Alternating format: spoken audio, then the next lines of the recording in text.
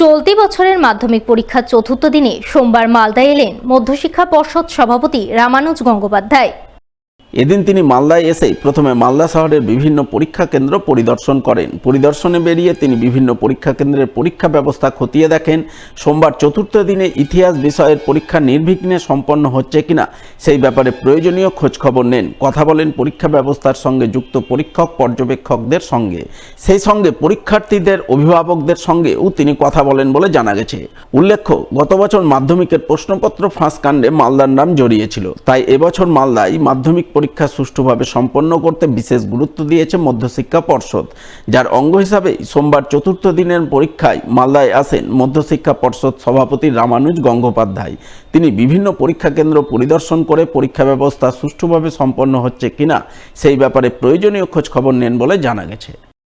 এখন অবধি আমাদের 5টা বোধহয় স্কুল দেখা হয়েছে, তো আমরা বিফোর টাইমে আছি। প্রতিটা স্কুলের ব্যবস্থা ঠিক আছে এবং পরীক্ষা ভালোভাবে হচ্ছে, কিন্তু যেটা দেখার সেটা হচ্ছে যে পরীক্ষা ভালো হচ্ছে মানে রিল্যাক্সড হয়ে যাব, কমপ্লেসেন্ট হয়ে যাব, সেটা হওয়ার জায়গা নেই।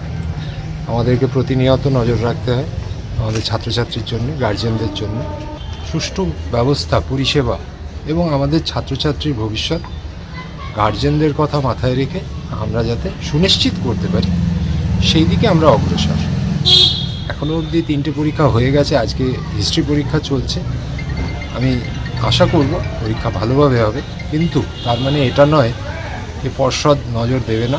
প্রতিটি স্কুলের প্রতি সমান নজর যতটা সম্ভব হচ্ছে। আমি ঘুরছি, সচিব সাহেব ঘুরছেন অন্য জেলায়। আমরা বারংবার নোটিফাই করেছি যে মোবাইল বা ইলেকট্রনিক ডিভাইস নিয়ে আসবে না। আমরা গার্জেন অবধি পৌঁছেছি, টেস্ট পেপারে জানিয়েছি যে ভাই পাঠাবেন না।